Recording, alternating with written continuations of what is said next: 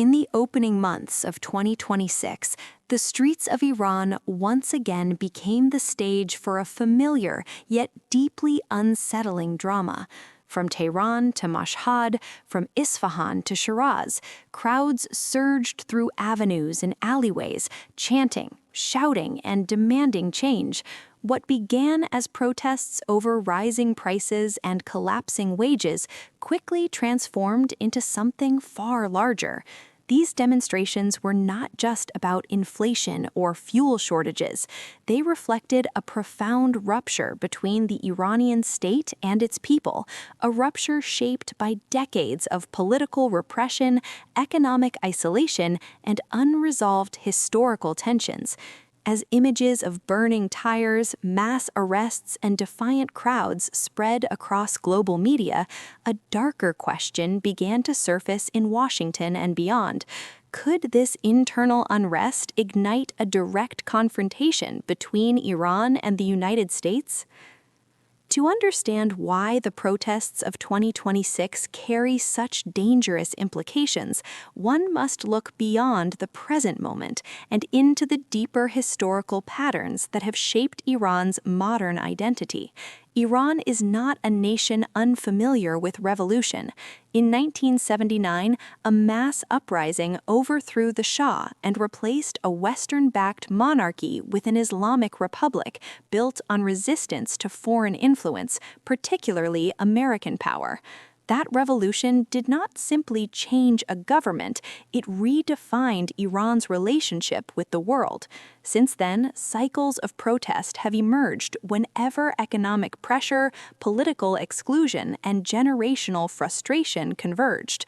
The student protests of 1999, the Green Movement of 2009, the fuel protests of 2019, and the nationwide unrest of the early 2020s all followed a similar rhythm: popular outrage, harsh crackdowns, temporary silence, and unresolved tension beneath the surface. What makes the 2026 protests different is the depth of Iran's economic collapse. Years of sanctions, mismanagement, corruption, and regional conflict have hollowed out the Iranian economy. Inflation has eaten away at savings. Youth unemployment has soared, leaving an entire generation educated but economically stranded. The national currency has lost much of its value, turning daily survival into a struggle. In this environment, protests are no longer isolated political expressions. They are acts of desperation. For many Iranians, the question is no longer whether reform is possible, but whether the system itself can survive. As the unrest expanded, the Iranian government responded in the way it has historically responded, with force, arrests, and attempts to control the narrative. Internet blackouts returned. State media framed protesters as foreign-backed agitators. Security forces flooded city centers. Yet, despite these measures, the protests continued to spread. This persistence sent a clear signal to the outside world that Iran was entering a period of sustained internal instability. For the United States, a nation with a long and fraught history with Iran, this instability was impossible to ignore. The relationship between Washington and Tehran has been defined by mistrust, confrontation, and missed opportunities for reconciliation. Since the hostage crisis of 1979, U.S.-Iran relations have oscillated between cold hostility and near open conflict. Sanctions became America's primary tool to contain Iran's influence, particularly over its nuclear program and its support for regional proxy groups. Iran, in turn, built its strategy around resistance, asymmetrical warfare, and deterrence through regional alliances. This uneasy balance held for decades, punctuated by flashpoints in Iraq, Syria, the Gulf, and beyond. By 2026, that balance was under unprecedented strain.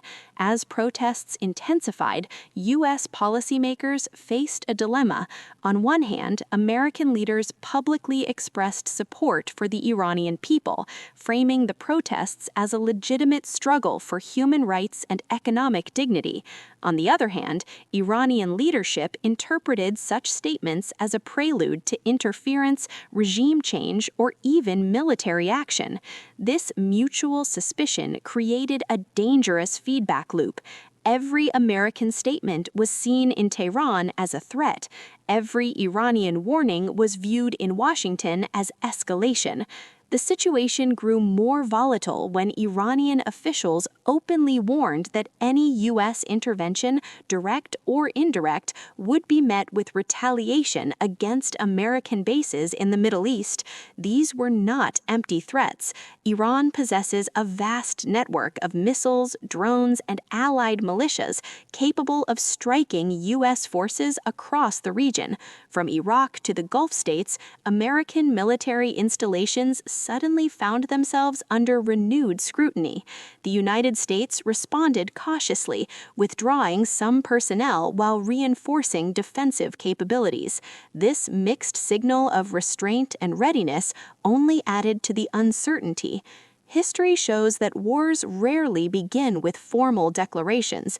They often emerge from miscalculations, perceived red lines, and moments of internal weakness.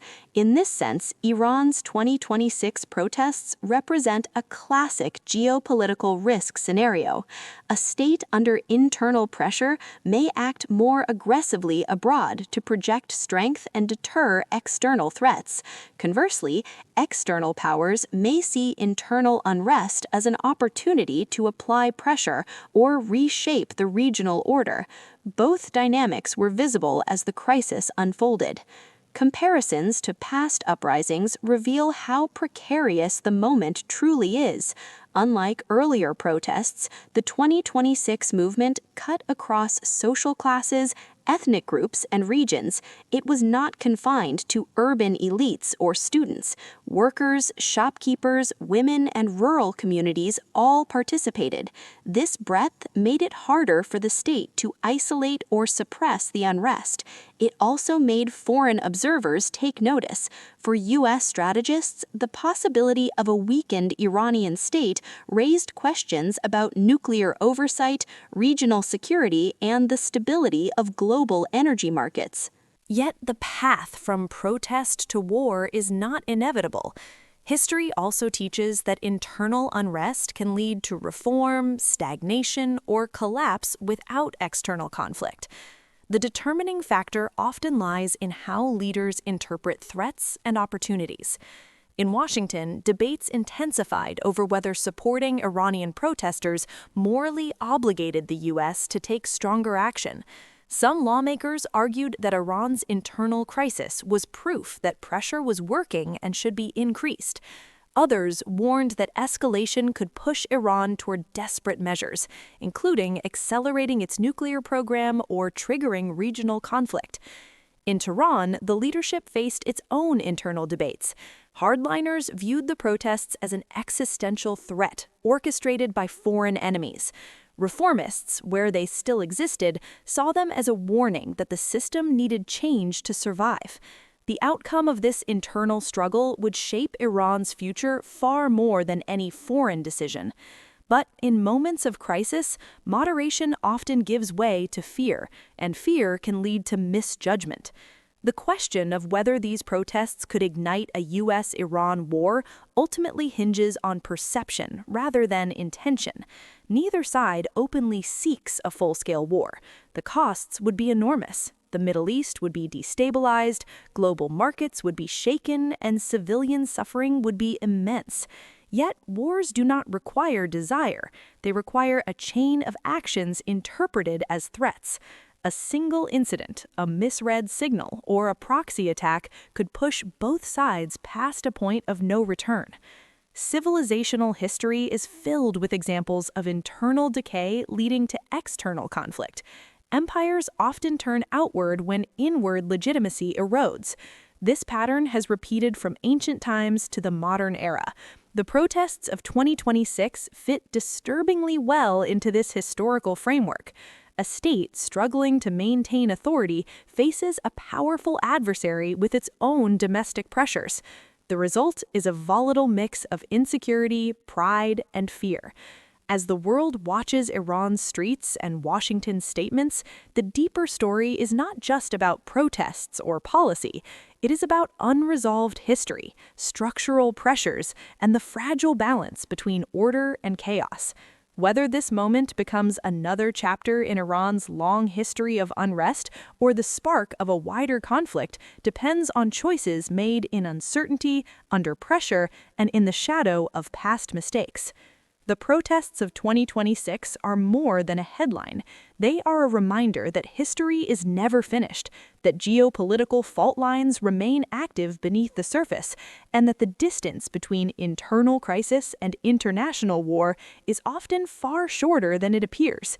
In that space between protest and conflict lies the future of Iran, the stability of the Middle East, and a test of whether history will repeat itself once again.